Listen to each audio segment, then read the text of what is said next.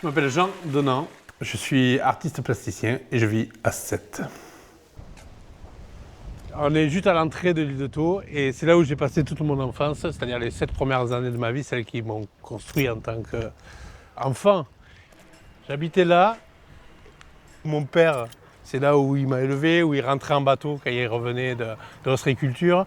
Donc il venait, il se garait devant, puis il m'a mené, on allait sur les toques. On dit que c'est la plus belle ZUP de France, et c'est vrai parce qu'en fait, tu en connais toi une seule ZUP où tu peux arriver avec ton petit bateau, t'accoster devant et redescendre et venir manger à midi. Non, ça n'existe pas. Ça n'a jamais été un choix d'être artiste, je le suis devenu. Et ma mère me dit non, il y a une école de beaux-arts à Sète, là, tu passes le concours, et là, je vais à la prépa des beaux-arts. Le rêve. Un îlot de verdure, un petit endroit privilégié. J'étais là pour exprimer mon propre rapport au monde. Magique. J'ai commencé à développer mon travail depuis Sète et j'ai eu la chance que le travail prenne un bon écho. Et après, il y a eu quelques événements et quelques œuvres qui m'ont permis de gagner en visibilité de manière plus populaire. C'est-à-dire comme cette carte de la Méditerranée que nous avons réalisée à Sète qui s'appelle La Traversée.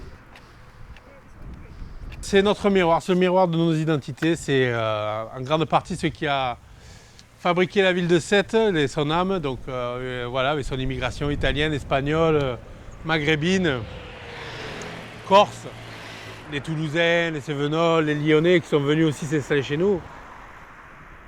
Là, on est sur le sommet du bunker, là où on a réalisé la traversée, et là, on a le panoramique sur la Méditerranée.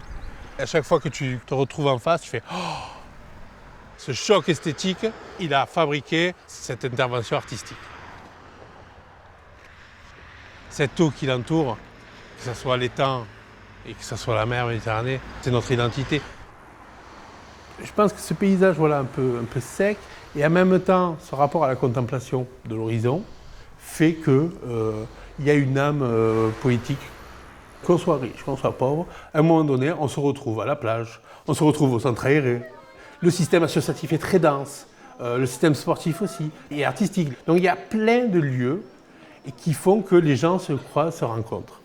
Le Sétois, il est très fier de sa ville, mais de temps en temps, il a un peu cette fierté qui dépasse l'entendement.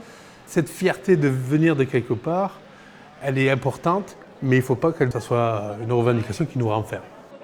Il faut quand même que le Sétois fasse quelques voyages de temps en temps pour se remémorer que Sète est le centre du monde, oui, mais qu'il y a le monde autour. Pour moi, l'emblème pourrait être cette carte de la Méditerranée, qui est un beau symbole d'union entre les peuples et d'ouverture. Parce que Sète, en effet, est un îlot, mais il était ouvert au large.